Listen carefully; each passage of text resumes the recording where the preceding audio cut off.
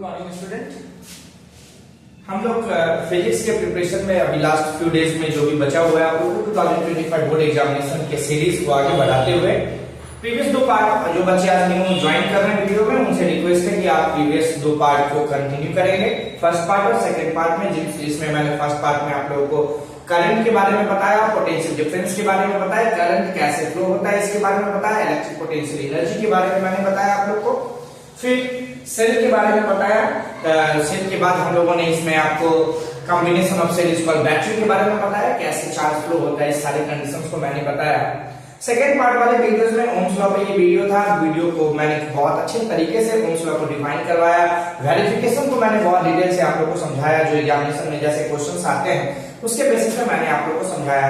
फिर रेजिस्टेंस पे क्लास मैंने लिया, रेजिस्टेंस क्या होता है, रेजिस्टेंस किस फैक्टर पे डिपेंड करता है, फिर रेजिस्टेंस और रेसिस्टिविटी कब बराबर होता है इस पे भी मैंने डिस्कस किया, रेसिस्टिविटी आप लोगों को समझाया, difference between resistance and resistivity इसके बेसिस पे मैंने आप लोगों को डिस्कस करा। और फिर मैंने आप लोगों को सम कॉमन मेजरिंग इंस्ट्रूमेंट में वोल्टमीटर एंड आमीटर के बेसिस पे आप लोगों को मैंने कांसेप्ट समझाया।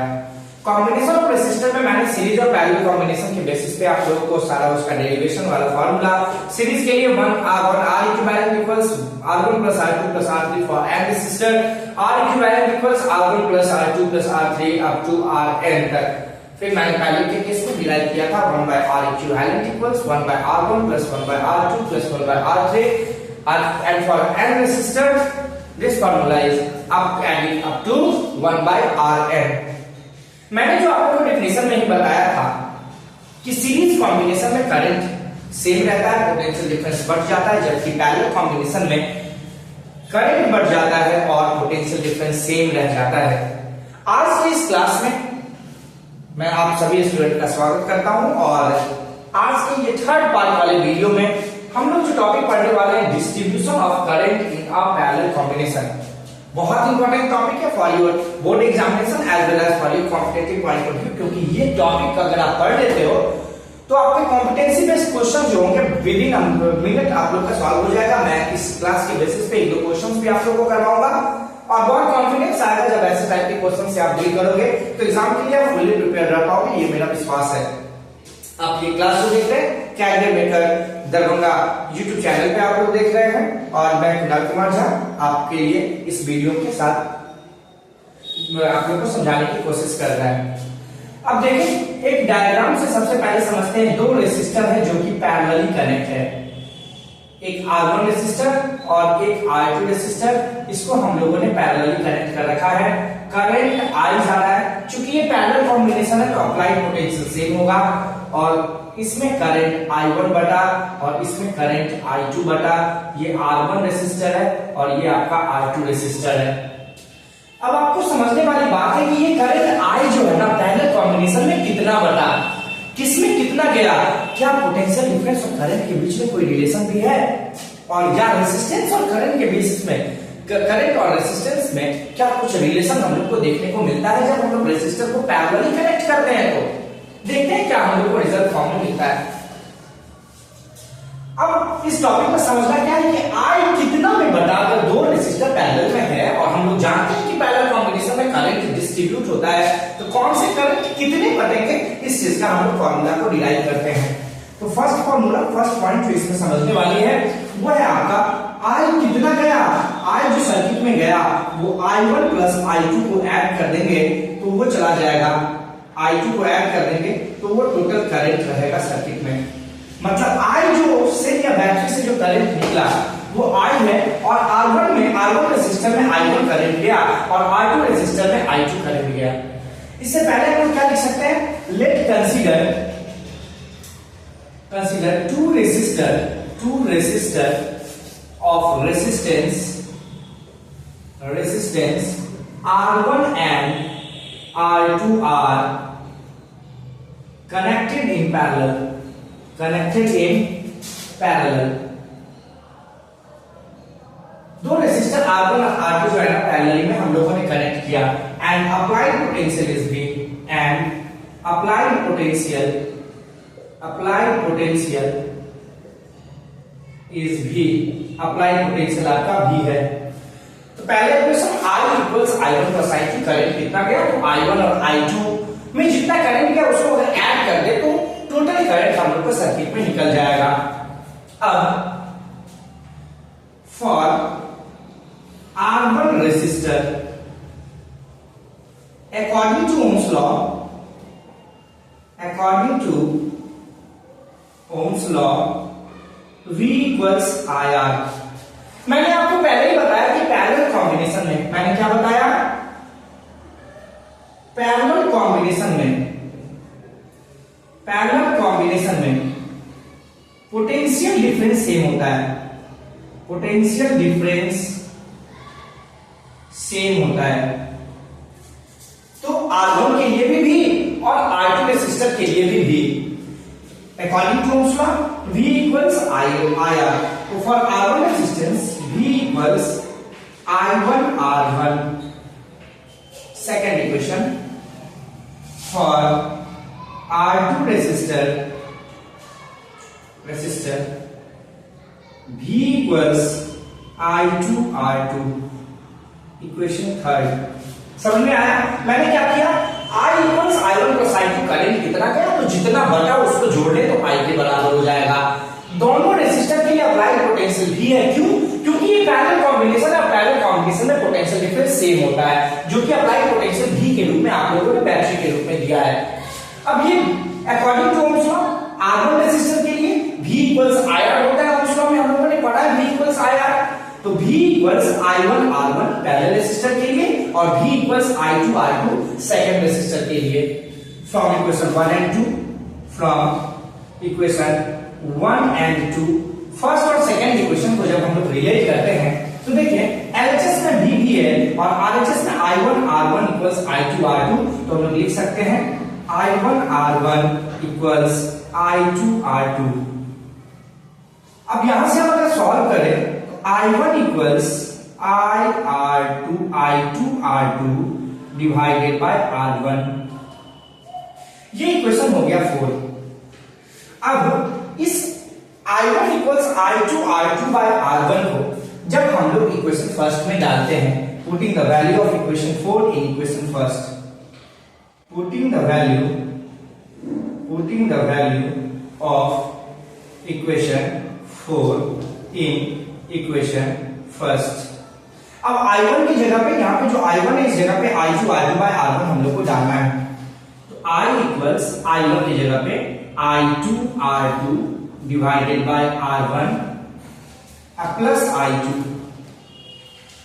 है ना। अब I2 इसमें से कॉमन ले लेंगे, I2 कॉमन निकल गया, बचा R2 by R1 plus 1। I equals, इसी फॉर्मूला को जब हम लोग आगे बढ़ाते हैं तो देखें एलसीएम ले लेंगे, I equals I2 into LCM हो जाएगा R1 और ऊपर में बचेगा R1 प्लस R2 है ना। अब हम लोग को I2 का वैल्यू फाइंड करना है, तो this implies that I2 equals IR1 by R1 plus R2। I2 का वैल्यू क्या निकल गया, I2 का वैल्यू निकल गया IR1 by R1 plus R2। अब ध्यान रखेंगे जब हम लोगों ने I1 के वैल्यू को पुट किया तो I2 निकल गया, और जब हम लोग I2 के वैल्यू को पुट करेंगे सिमिलरली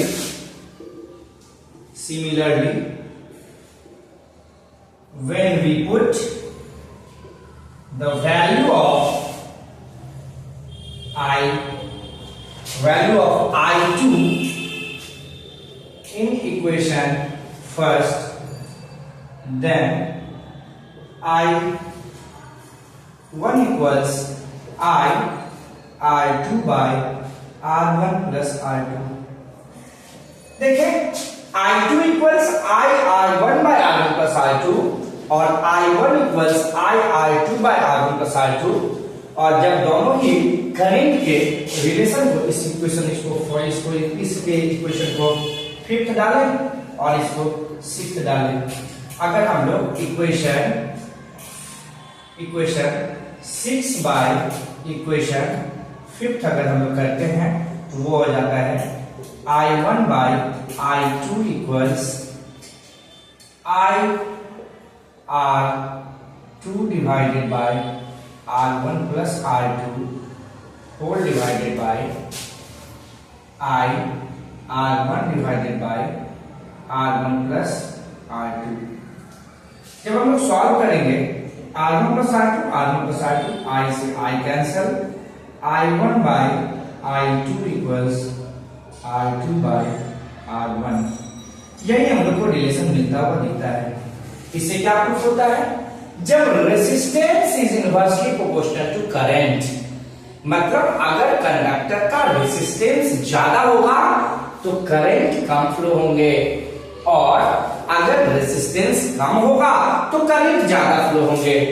मतलब इससे हम लोगों ने क्या सीखा इस पूरे डेरिवेशन से कि करंट I जो होता है ना वो इनवर्सली प्रोपोर्शनल टू रेजिस्टेंस होता है।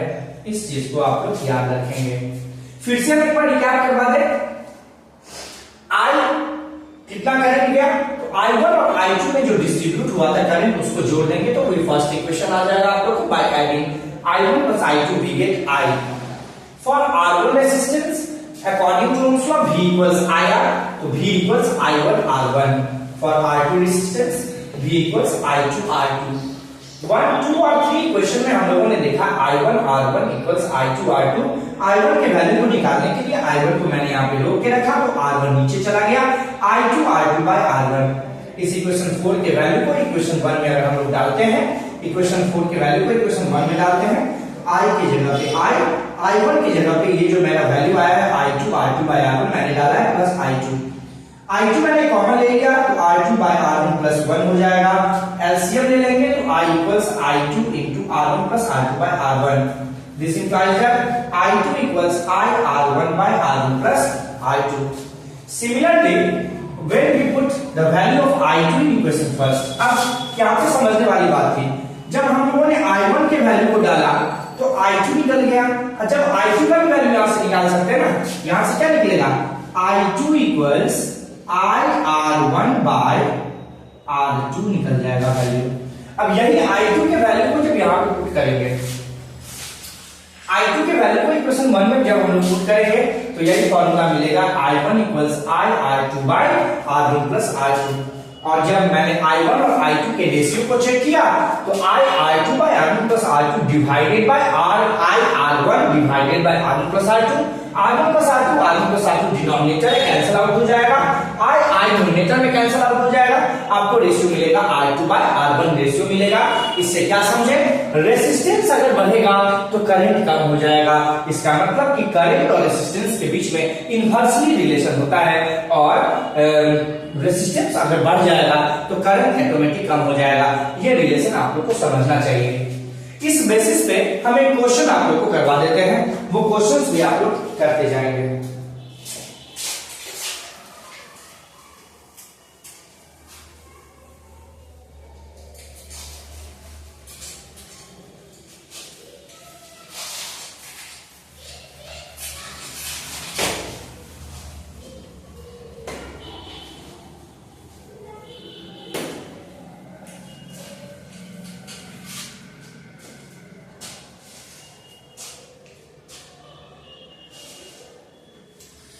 आप लोग की स्क्रीन पे एक क्वेश्चन देख रहा होगा, आप लोग की स्क्रीन पे जो क्वेश्चन है 10 ओम और 20 ओम, आप लोग की स्क्रीन पे क्वेश्चन दिख रहा होगा। मैंने एक क्वेश्चन डाला है, 10 ओम और 20 ओम का दो रेसिस्टर है और 6 एंपियर सप्लाई करंट का अक्रॉस द सर्किट है।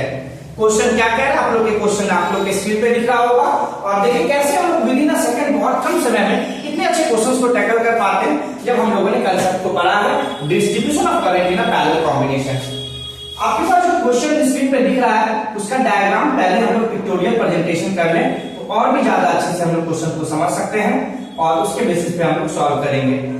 6 एंपियर का करंट आपके क्वेश्चन में दिख रहा होगा कि फ्लो हो रहा है सर्किट से।